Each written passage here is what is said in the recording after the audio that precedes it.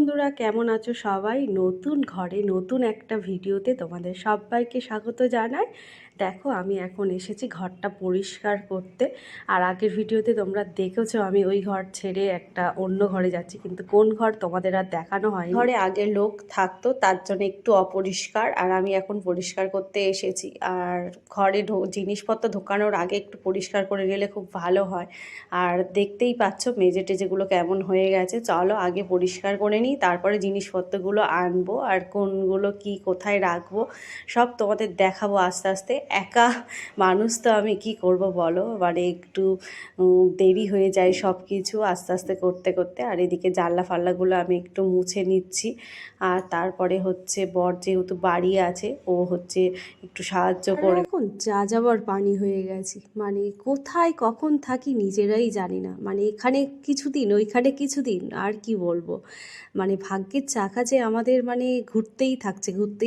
যখনই দাঁড়িয়ে যায় আমরা দাঁড়িয়ে যাই, আর যখনই চলতে শুরু করে আমরা চলতে শুরু করি। মানে কি বলবো, মানে নিজেদের দেখে নিজেরাই এখন মানে আমরা অবাক হয়ে যাই যে সত্যি মানে এমন কিছু হতে পারে আমাদের সাথে। আমরা তো মানুষ মাত্রই ঠিক ভুলের খেলা। আমরা ঠিক করছি কি ভুল করছি এটাই আমরা বুঝতে পারি না।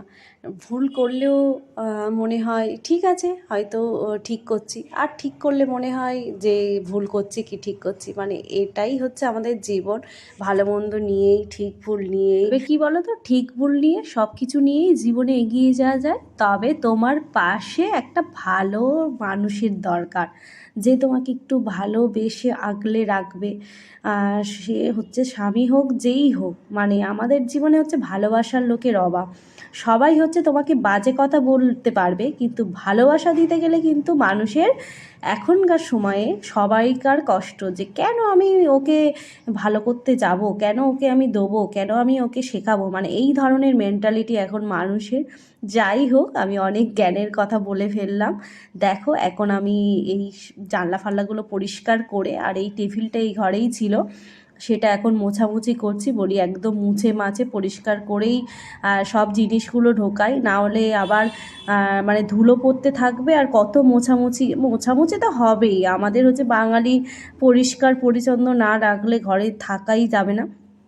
কিন্তু তবুও এখন জিনিসপত্র নেই, এই যে পরিষ্কার করাটা মানে বেশি ভালো করা যাবে। জিনিসপত্র ঢুকে গেলে তো পরিষ্কার করতে গেলে মাথা খারাপ, বলো না। আর এই দেখো, এদিকে একটা রান্নাঘর আছে, জলের ব্যবস্থা রয়েছে, সব কিছু একদম মুছে মাছে নিয়েছি।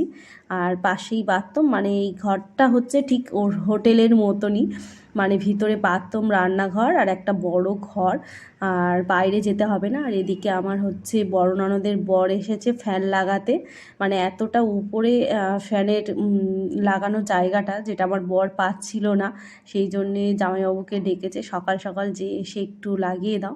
আর এদিকে তো জিনিসগুলো ঢুকিয়ে নিয়েছি, তোমাদের দেখাই চলো কোনটা কোথায় কি রেখেছি।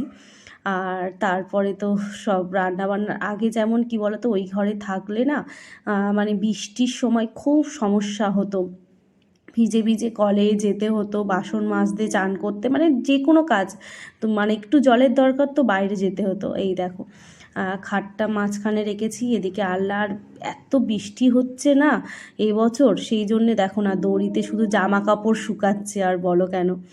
আর গরমটা একটু কম আছে, তবু স্ট্যান্ড ফ্যানটা তো এখন লাগছে। আর সব গুছিয়ে গাছিয়ে রেখেছি, আস্তে আস্তে দেখি কিছু যদি, আমার তো খাট রয়েছে, কিন্তু আমি এখন খাটটা আবার মিস্ত্রি ডাকো নামাও, মানে ঝামেলা, বলো না। আর এদিকে এই যে বাথরুম, রান্নাঘর আর এই সব জিনিসপত্র টুকটাক রান্নার সব গ্যাস ট্যাসগুলো সেট করে দিয়েছি। আর এগুলো তো ওই ঘরেই ছিল, সব নিয়ে চলে এসেছি। যাই হোক, মানে বৃষ্টি থেকে রোদ্দুর থেকে একটু রেয়াই, যতটা কষ্ট হচ্ছিল ওই ঘরে তার থেকে অনেকটা শান্তি আছে।